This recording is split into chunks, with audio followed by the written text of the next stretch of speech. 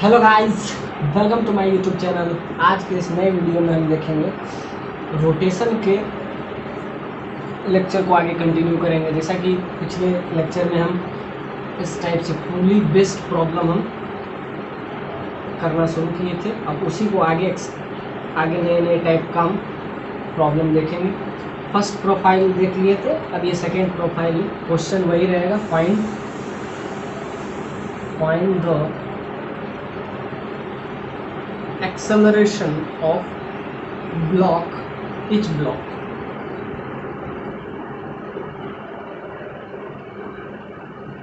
M1 and M2, इसका आपको क्या चाहिए? एक्सेलरेशन चाहिए। अब जैसा कि प्रीवियस लेक्चर में वो सिंपल टाइप प्रोफाइल था, ये थोड़ा सा उससे कॉम्प्लेक्स है। इस पे बेस्ड हम सारे प्रोफाइल करेंगे। तो ये फर्स्ट क्वेश्चन है, आपसे पूछ रहा है कि एक्सेलरेशन। समझिए कि अगर ये ए एक्सेलरेशन से नीचे जा रहा है, ए एक्सेलरेशन से अगर ये नीचे जा रहा है तो इसको एग्जैक्टली ए एक्सेलरेशन से ऊपर भी जाना पड़ेगा। इस टाइप से इसमें मोशन होगा। सपोज दैट, पहले तो हम सबसे पहले इसका फ्री बॉडी डायग्राम निकालते हैं। जैसा कि पहले भी हम इस टाइप का क्वेश्चन देख चुके हैं। M1G एग्जैक्टली ऊपर लगेगा टेंशन T1, इसको T1 ले लेते हैं। यहाँ वाला टेंशन को हम T2 ले लेते हैं। फिर इस पुली में जो टेंशन होगा इसको हम T3 ले लेंगे। और जैसा कि हम बताए थे पहले भी, टेंशन को हमेशा ऑब्जेक्ट से दूर जाते हुए शो करना पड़ता है। टेंशन को हमेशा ऑब्जेक्ट से दूर जाते हुए शो करना पड़ता है। तो देखिए, ऑब्जेक्ट इधर है तो टेंशन ऊपर, और यहाँ से अगर हम देखेंगे, इस पॉइंट से देखेंगे तो अब टेंशन किधर होगा? इस particular point. Let's this point is S, this point is T। अब इस पार्टिकुलर पॉइंट पे अगर आपसे टेंशन पूछे तो देखिए, away from the object, object से दूर जाते हुए हम टेंशन को हमेशा शो करते हैं। अवे फ्रॉम ऑब्जेक्ट, ऑब्जेक्ट से दूर जाते हुए। अब ध्यान से देखिए, यहाँ पे भी टेंशन आपको दिया गया है। तो ये आपको, जैसा कि क्वेश्चन में दिया गया है, ये मासलेस पुली है, मतलब इसका मास हमको कंसीडर नहीं करना है, ये पहले ही अंडरस्टूड। अब क्या करेंगे? सिंपल सा बात है। चैप्टर एक है NLM, Newton's law of motion. ये चैप्टर में इस टाइप से प्रॉब्लम बहुत किया जाता है, लेकिन इसमें एक्चुअली में अभी हम रोटेशन पढ़ रहे हैं तो रोटेशन का भी कंसेप्ट लगे, इसलिए ये क्वेश्चन आपसे पूछा जा रहा है। ये क्वेश्चन, इस टाइप का क्वेश्चन आप पुली बेस्ड क्वेश्चन, मासलेस पुली बेस्ड क्वेश्चन NLM में आप किए होंगे, न्यूटन्स लॉ ऑफ मोशन। लेकिन ये क्वेश्चन उससे डिफरेंट है। निकालना एक्सेलरेशन है, उसमें भी निकालना एक्सेलरेशन ही होता है, लेकिन इसमें आपको इसका रेडियस आपको दिया हुआ है R1, इसका रेडियस आपको R2 मेंशन है, ये आपका R1 है। अब इसका हमको क्या निकालना है? एक्सेलरेशन। जब यही क्वेश्चन आप NLM में बनाए होंगे तो उसमें भी आपको एक्सेलरेशन ही निकालना था, लेकिन यही क्वेश्चन अब हम रोटेशन में बनाएंगे तो क्या होगा? इसका प्रोफाइल थोड़ा डिफरेंट हो जाएगा। अब इसका इक्वेशन लिखिए, फ्री बॉडी डायग्राम बनाएंगे तो सिंपल सा बात है, नीचे लगेगा mg, नीचे इसका क्या लगेगा? इधर लगेगा आपको M2g एग्जैक्टली। बस अब इसका इक्वेशन लिखना है। अब इक्वेशन क्या लिखेंगे? ऊपर, ये ऊपर जा रहा है, सो फर्स्ट इक्वेशन, जैसा कि इस चैप्टर में ही बताया जाता है इक्वेशन लिखने के लिए, वैसा इक्वेशन आप लगाइएगा। तो लिखिएगा 8 4 M1। M1 के लिए क्या इक्वेशन लिखेंगे? ऊपर जा रहा है, ऊपर ले जाने वाला फोर्स कौन सा है? T1 के वजह से। इसको अपोज कौन कर रहा है? M1G कर रहा है इसको अपोज। ऊपर लग रहा है फोर्स T1, नीचे इसको अपोज कर रहा है, इसीलिए माइनस साइन बीच में लगाए। That is equal to M1 into a. A क्या है? इसका एक्सेलरेशन। अब देखिए, एक्सेलरेशन दो टाइप का होगा। अगर ए डिनोट कर रहे हैं तो ये आपका है लीनियर एक्सेलरेशन,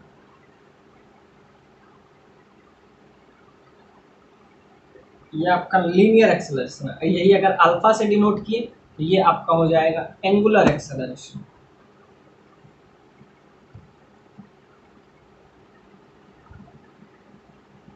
एक लीनियर और एक एंगुलर, और लीनियर और एंगुलर के बीच में जैसा कि रिलेशन हम कल बताए थे, ए बराबर आर इंटू अल्फा होता है, यानी एंगुलर से लीनियर और लीनियर से एंगुलर में आप चेंज कर सकते हैं। ये अभी हम जो ले रहे हैं ए ले रहे हैं, यानी लीनियर एक्सेलरेशन। अब फिर लिखेंगे सेकेंड इक्वेशन कहाँ से फिर आएगा, फॉर m2 के लिए ये आपका आ जाएगा इक्वेशन फर्स्ट। फिर लिखेंगे फॉर m2 के लिए क्या लिखेंगे इक्वेशन, m2 नीचे जा रहा है तो नीचे ले जाने वाला फोर्स कौन सा है, m2g की वजह से वो नीचे जा रहा है, उसको अपोज कौन कर रहा है, T3 अपोज कर रहा है,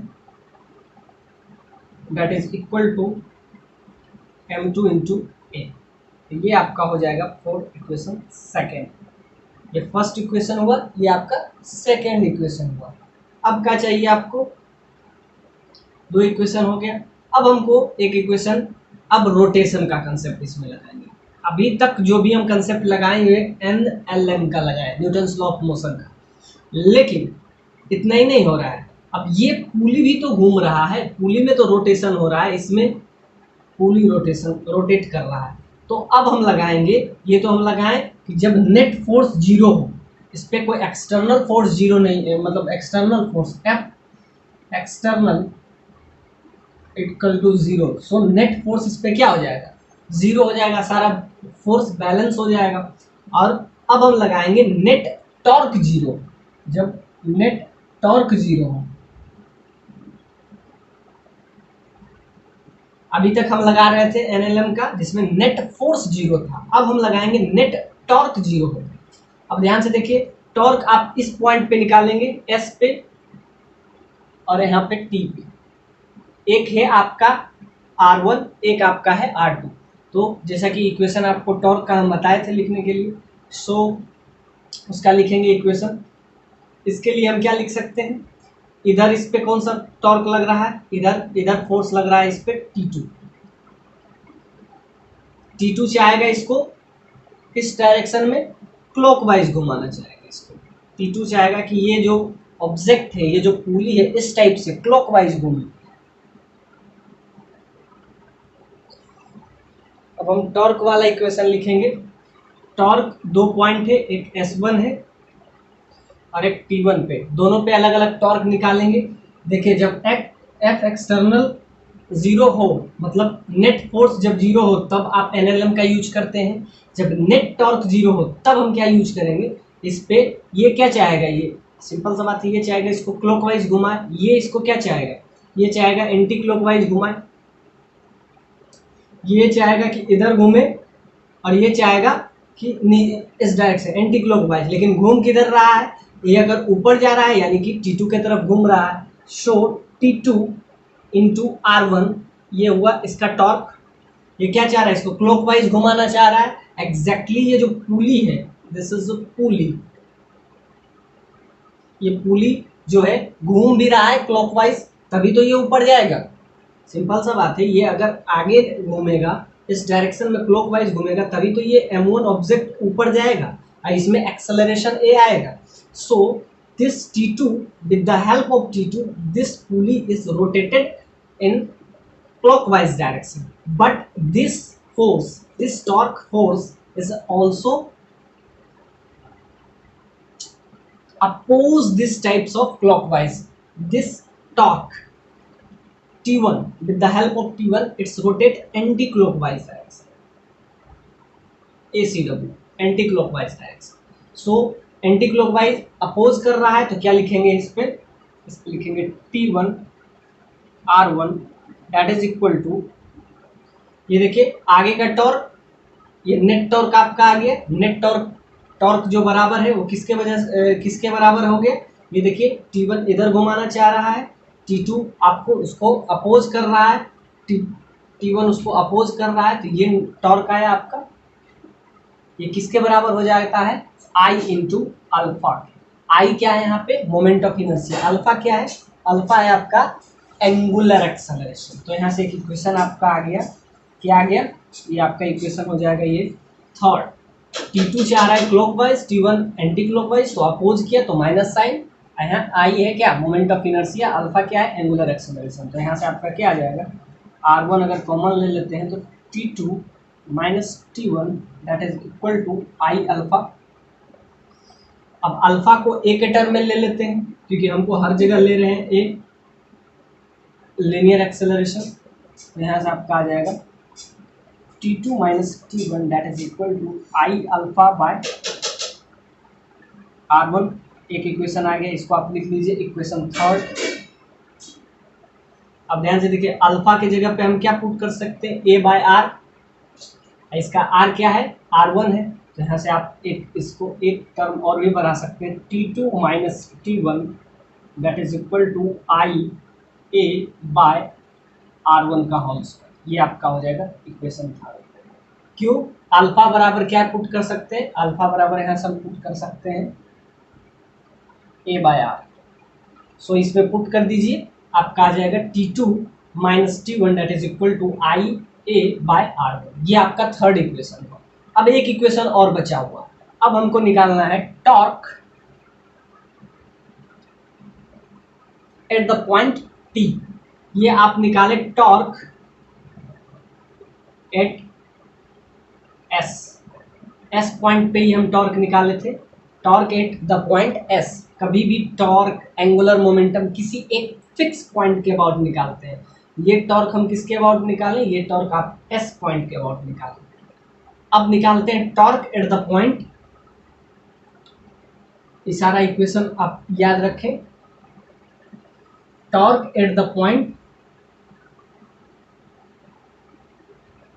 टी, टी पे अगर हम टॉर्क निकालते हैं तो क्या हो जाएगा, टी पे अगर हम टॉर्क निकालते हैं तो देखिए ये फोर्स, इस पे कौन कौन सा फोर्स लग रहा है, पहले ये, इसके वजह से इधर T3 लगेगा और इसके वजह से ऑब्जेक्ट से दूर जाते हुए हमेशा टेंशन हम लेते हैं away from the object, away from object T3 और यहाँ पे आपका T2। तो ये मूव किधर कर रहा है, एक्चुअली में ये इस डायरेक्शन में ये नीचे जा रहा है। सो T3 का इफेक्ट इस पे है, T3 के वजह से ये नीचे जाना चाह रहा है, लेकिन T2 क्या कर रहा है, इसको अपोज कर रहा है। तो यहाँ पे भी हम निकालेंगे torque at the point T point पे हमको टॉर्क निकालना है। तो क्या हो जाएगा, ये T2 की वजह से ये नीचे जाएगा, क्योंकि अगर ये ऊपर जा रहा है तो इसको तो नीचे आना पड़ेगा। जब इसको आना पड़ेगा नीचे तो ये T2 क्या चाह रहा है, T2 चाह रहा है ये क्लॉकवाइज मूव करे, लेकिन T3 चाह रहा है क्लॉकवाइज मूव करे। T2 क्या चाह रहा है, ACW, एंटी क्लॉकवाइज। सो T2 जो है अपोज कर रहा है। सो इस पे टॉर्क निकालेंगे, torque at the point T। तो क्या चाह रहा है, T3 चाह रहा है नीचे जाए यानी क्लॉकवाइज मूव करे, इसका आ जाता है R2 और T2 इसको अपोज कर रहा है। So T2 into R2 that is equal to net torque का जो वैल्यू होता है वो किसके, आई इंटू अल्फा के बराबर होता है। ये हम प्रीवियस लेक्चर में हम प्रूफ भी किए थे, आई इंटू अल्फा। ये नेट टॉर्क आ गया, फाइनल माइनस इनिशियल। तो यहाँ से क्या आ गया, ये किसके बराबर हो जाएगा, आई इंटू अल्फा। अब आई क्या है यहाँ पे, इस पुली का मोमेंट ऑफ इनर्शिया। अगर पुली नहीं हो के कोई और ऑब्जेक्ट होता तो उसका आई होता, बाकी आपको सारा पता है। ये इक्वेशन आपका आ जाएगा फोर्थ। अब इसको थोड़ा सा इजी करेंगे तो क्या हो जाएगा, T3 माइनस T2, R2 में दोनों से कॉमन लेके यहाँ पे आई अल्फा बाय R2 लिखेंगे, ये आपका इक्वेशन फोर्थ हो जाएगा। अब विद द हेल्प ऑफ चार इक्वेशन आपका है, फर्स्ट, सेकेंड, थर्ड, फोर्थ। अब चारों इक्वेशंस को यूज करके हमको क्या निकालना है, हमको सिंपल सा बात है, निकालना है सिर्फ एक्सेलरेशन। अब देखिए कैसे यूज करेंगे। अब देखिए T3 माइनस T2 आपको पता है, और यहाँ से T1 का वैल्यू आप इसमें डाल दीजिए। ये सारा इक्वेशन को आप क्या कीजिए, ऐड अप कर दीजिए। चार इक्वेशन आपको आया, इसको थोड़ा सा और अगर इजी कीजिएगा तो आपका आ जाएगा T3 minus T2 that is equal to I A by R2 का होल स्क्वायर। सो आप चारों इक्वेशन को बस सिंपली ऐड अप कर दीजिए, सारा कैंसिल हो जाएगा और सारा कैंसिल होके आपका क्या आ जाएगा, T1 T2 T3 सारा कैंसिल हो जाएगा, सिर्फ एक ही अननोन बचेगा, वो ए है। तो ध्यान से देखिए, इसको क्या करेंगे, equation first plus equation second plus equation third plus equation fourth. अब ध्यान से देखिए, देखिए T1, ये फर्स्ट इक्वेशन में T1 यहाँ पॉजिटिव है, देखिए सेकेंड इक्वेशन में, थर्ड इक्वेशन में T2 निगेटिव है, T1 निगेटिव है, इससे ये कैंसिल हो जाएगा। यहाँ देखिए T2 जो है पॉजिटिव है, एग्जैक्टली T2 यहाँ निगेटिव है। सो चारों इक्वेशन को आप अगर सिंपली ऐड कर देते हैं, equation first plus equation second plus equation third plus equation fourth, आपको एक ही अननोन बचेगा, वो है ए।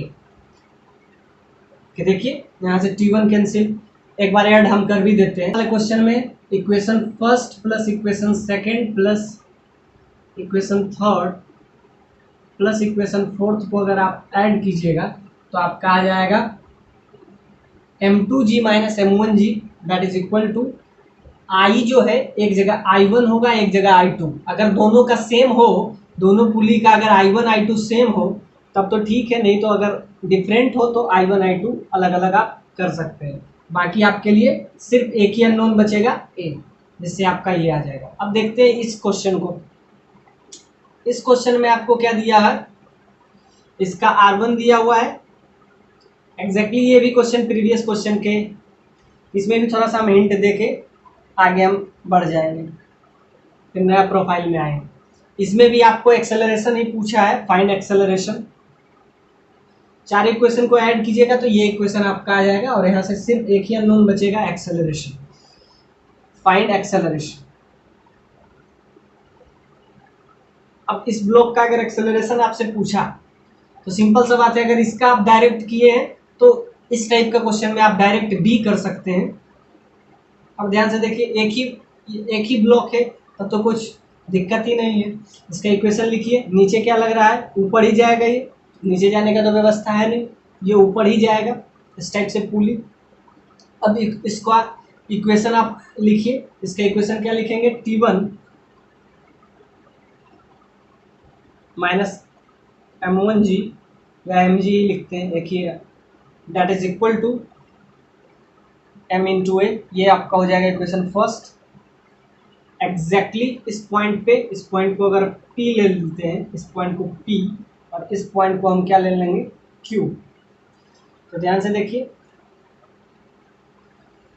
इसका P और इसका Q, तो इस डायरेक्शन में आप ये समझिए कि इस पॉइंट पे अगर हम टॉर्क निकालें तो क्या आ जाएगा आपका, टॉर्क अगर निकालेंगे तो ये चाहेगा इसको कि ये क्या चाहे, क्लॉकवाइज घूमे, लेकिन यहाँ वाला टॉर्क जो T1 है, T1 हमेशा ऑब्जेक्ट से दूर जाते हुए दिखाते हैं।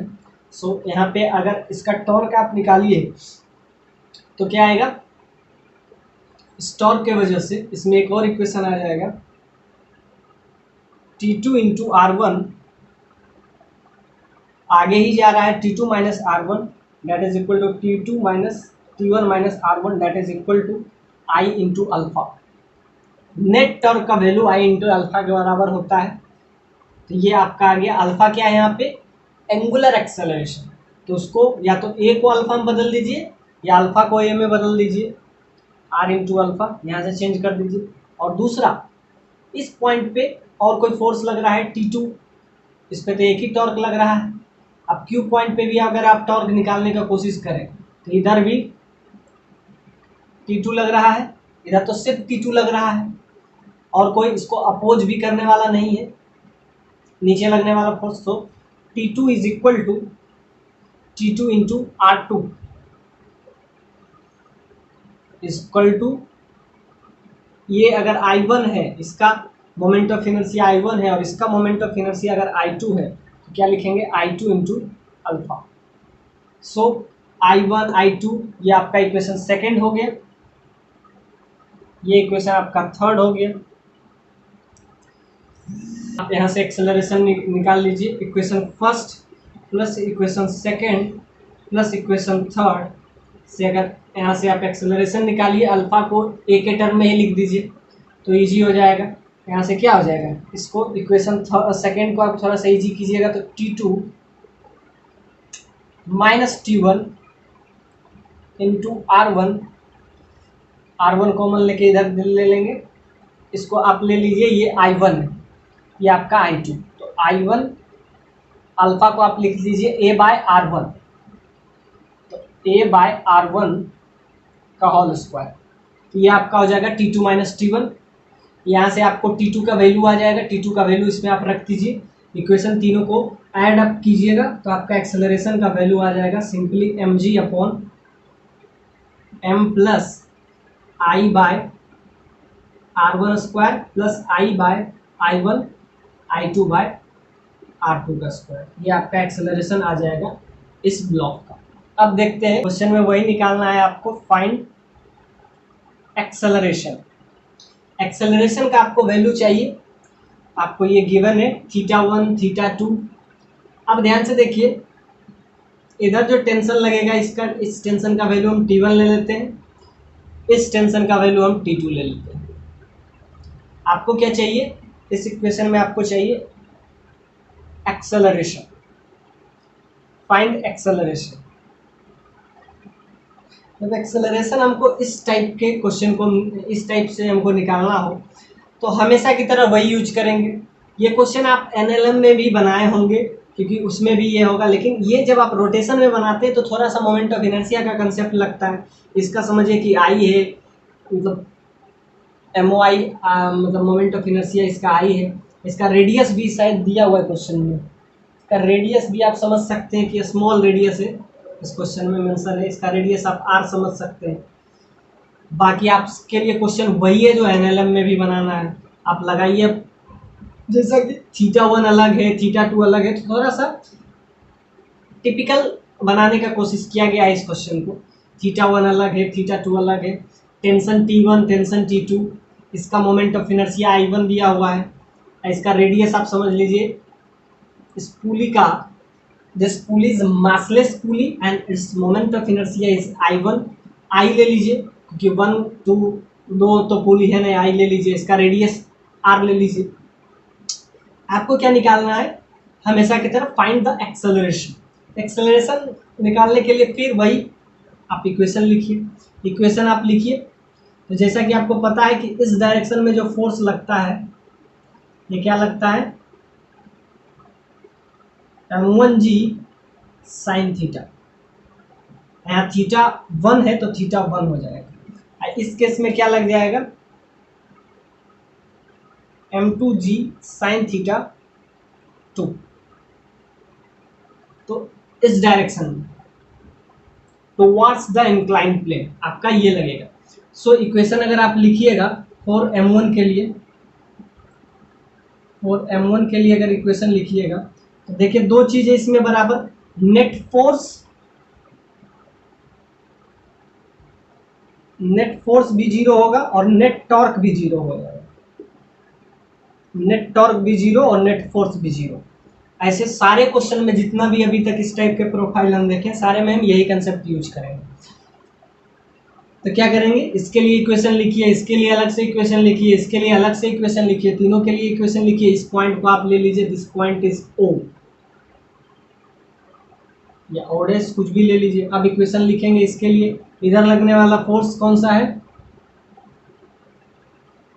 m1g साइन θ1 इधर लग रहा है, इसको अपोज कौन सा कर रहा है, इसको अपोज कर रहा है T1 इसको अपोज कर रहा है, that is equal to m1 into A। ये क्या है, एक्सेलरेशन है, ये आपका आ जाएगा इक्वेशन फर्स्ट। एग्जैक्टली आप इसके लिए भी इक्वेशन लिखिएगा फॉर m2 के लिए। m2 के लिए समझिए कि ये A एक्सेलरेशन से ऊपर जा रहा है, तो ये A एक्सेलरेशन से नीचे आएगा,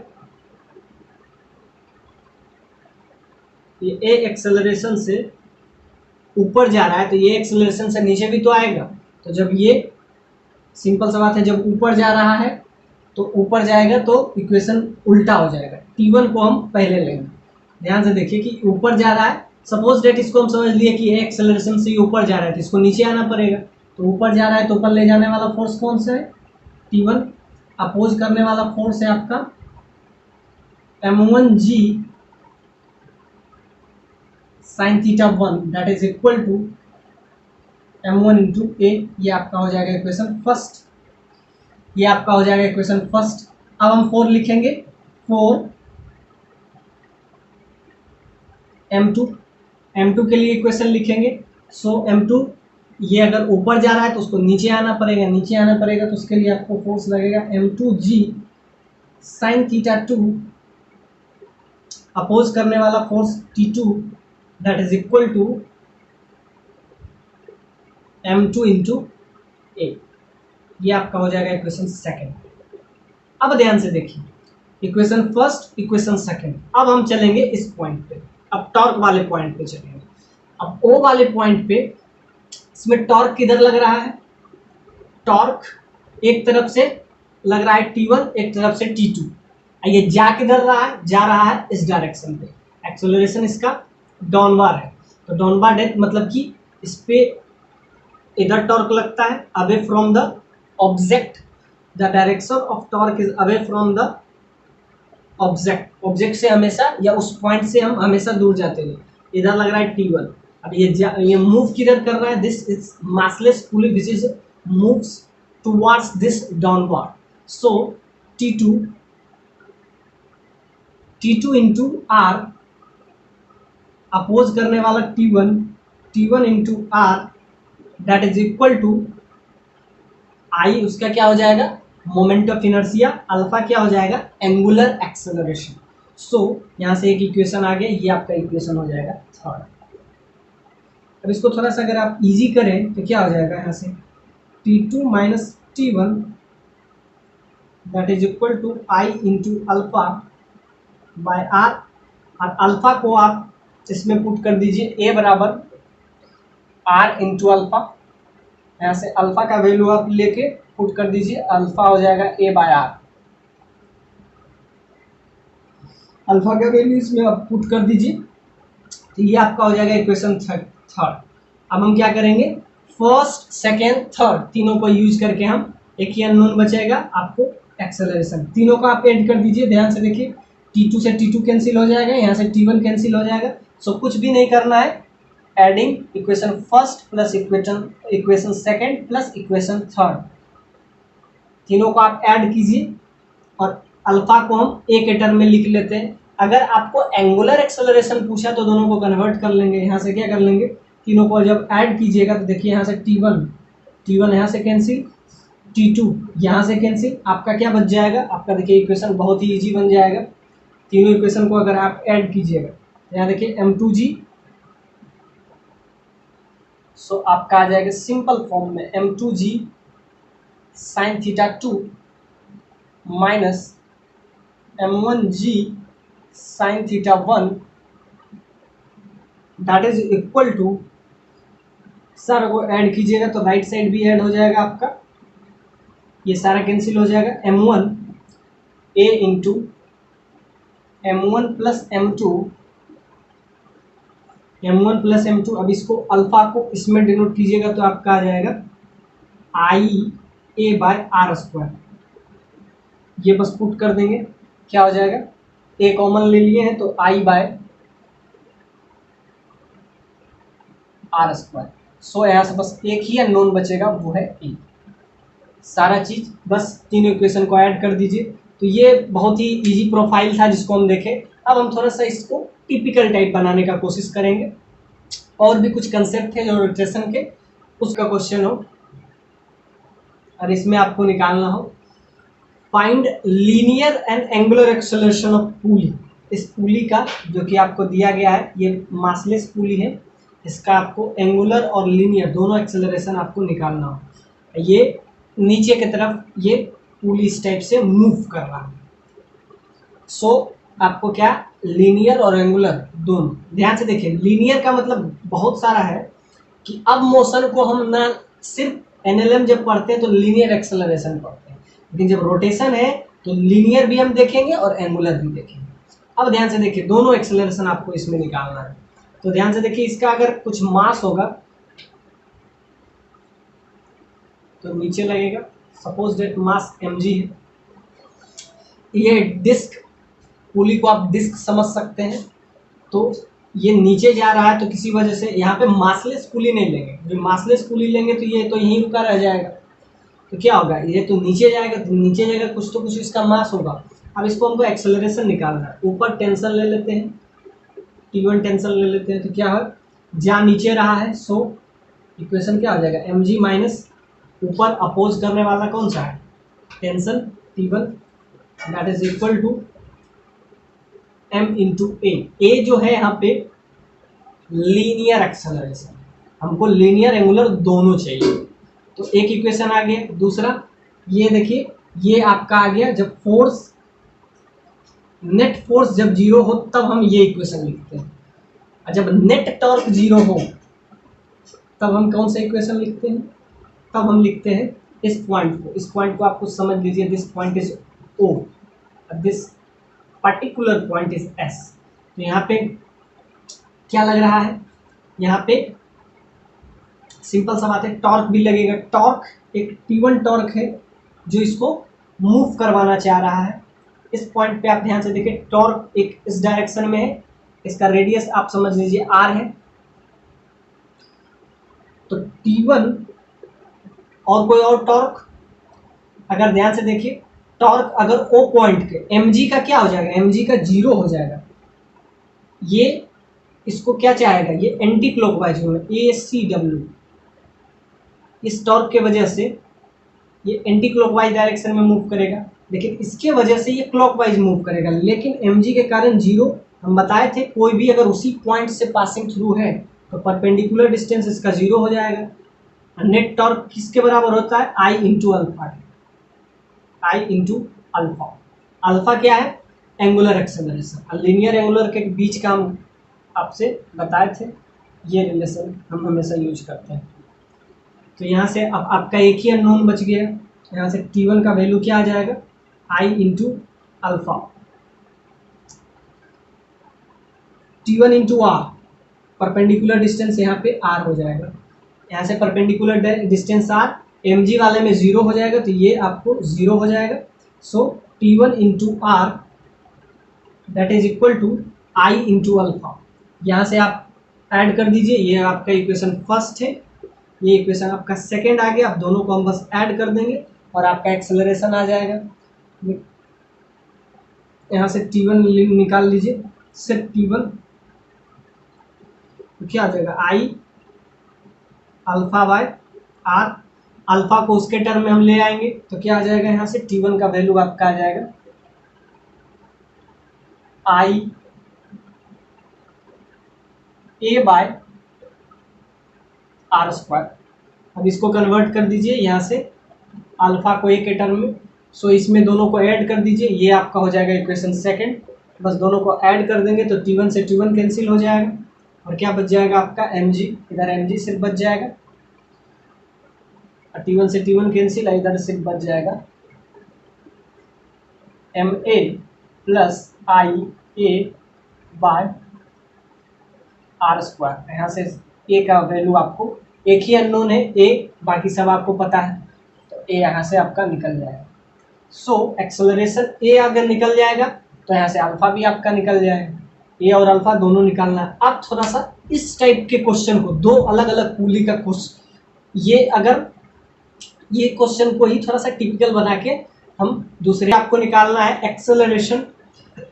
दो अलग अलग पुली है, एक जो है ये आपका क्लॉकवाइज मूव कर रहा है, ये आपको एंटी क्लॉकवाइज मूव कर रहा है। आपको क्या चाहिए, आपको इसमें निकालना है find acceleration.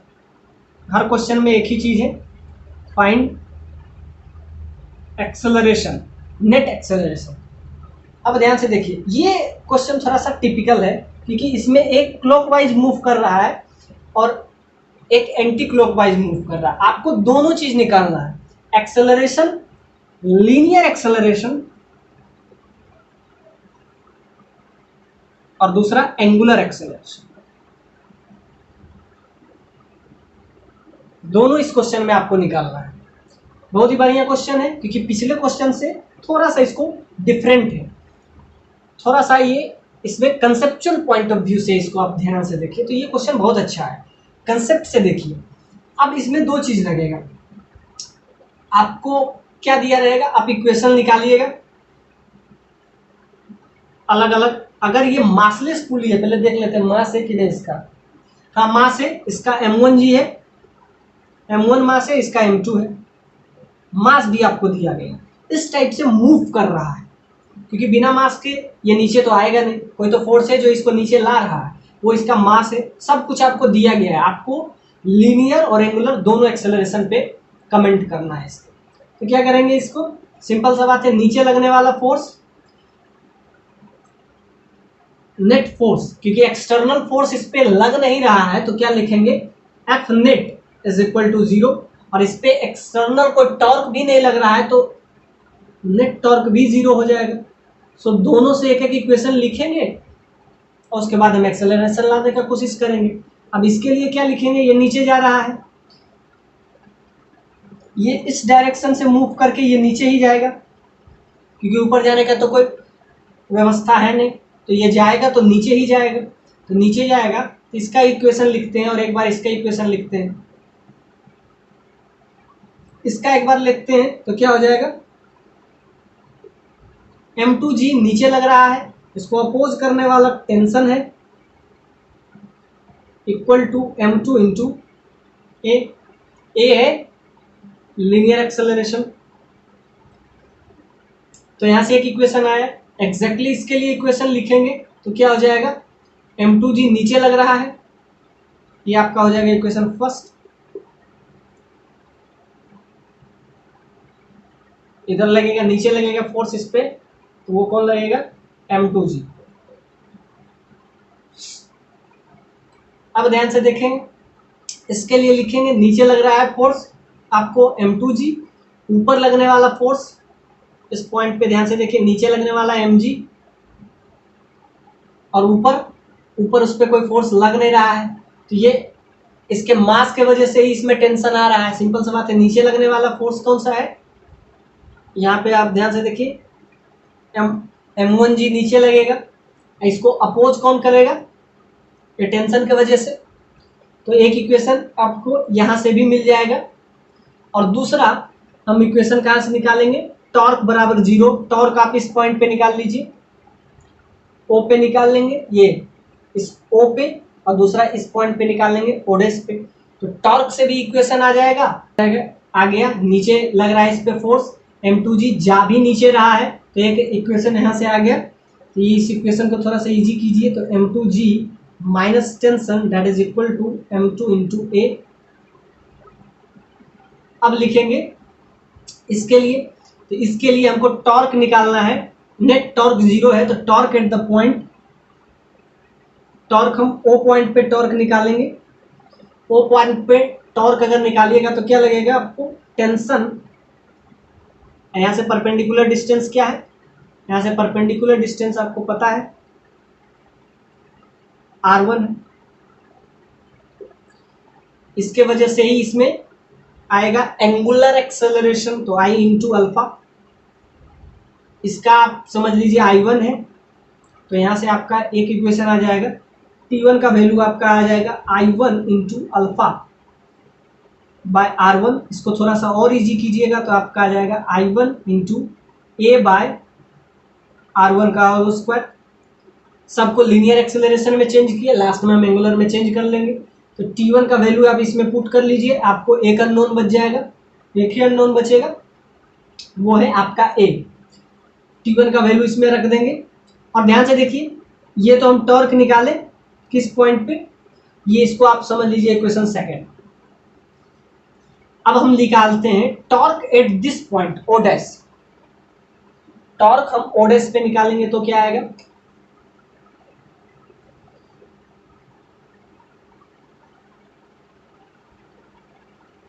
Torque at this point O dash पे अगर हम टॉर्क निकालते हैं तो क्या आ जाएगा, टॉर्क ये वाला टेंशन के वजह से T के वजह से T का वैल्यू आ जाएगा T1 इंटू R2।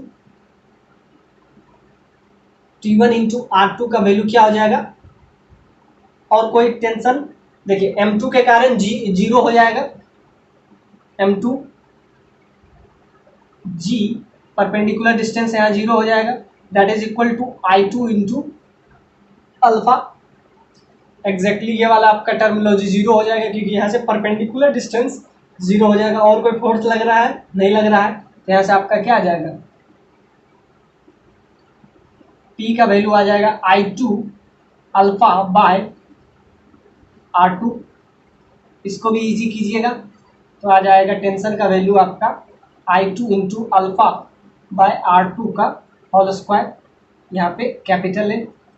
अब यहाँ से पुट कर दीजिए, T1 का वैल्यू एक यहाँ से भी आ रहा है, T2 का वैल्यू यहाँ से भी आ रहा है, दोनों आपस में बराबर हो जाएगा। और यहाँ से आप वैल्यू पुट कर दीजिए, आप एक ही अननोन बचेगा, वो है आपका ए का वैल्यू, टेंशन का वैल्यू यहाँ से ध्यान से देखिए, यहाँ पुट कर दीजिए टेंशन का वैल्यू, तो यहाँ से क्या आ जाएगा, M2 G माइनस ए, यहाँ से ए का वैल्यू निकालना है तो टेंशन आप रख दीजिए, तो M2 G टेंशन का value I1 A by R1 का square, that is equal to M2 A. अब ये जाके उधर ऐड हो जाएगा, तो यहाँ से ए का नोन बच जाएगा, ए का वैल्यू क्या हो जाएगा, ऐड इधर हो जाएगा, तो यहाँ से आ जाएगा M2G upon M2 plus I1 bye R1 का होल स्क्वायर। ये आपका आ जाएगा एक्सेलरेशन का वैल्यू। अब यहाँ से अल्फा का भी वैल्यू आप निकाल सकते हैं, यहाँ I2 के टर्म में भी आप ले सकते हैं, टेंशन का वैल्यू I2 के टर्म में भी आप ले सकते हैं। तो ध्यान से देखिए, यहाँ से टेंशन का अलग अलग वैल्यू रखने से अलग अलग यहाँ से एक्सेलरेशन आ गया लीनियर वाला, और इस इक्वेशन और इस टेंशन को आपस में अगर बराबर कीजिएगा तो क्या हो जाएगा, I2 अल्फा बाय, इसका अल्फा 1 है, इसका अल्फा 2 है, सो फर्स्ट वाले में अल्फा 1 लिख दीजिए, इसमें अल्फा 2 लिख दीजिए, तो अल्फा 1 और अल्फा 2 में भी रिलेशन आ जाएगा, क्या दोनों टेंशन आपस में बराबर हो जाएगा, तो I अल्फा 2 बाय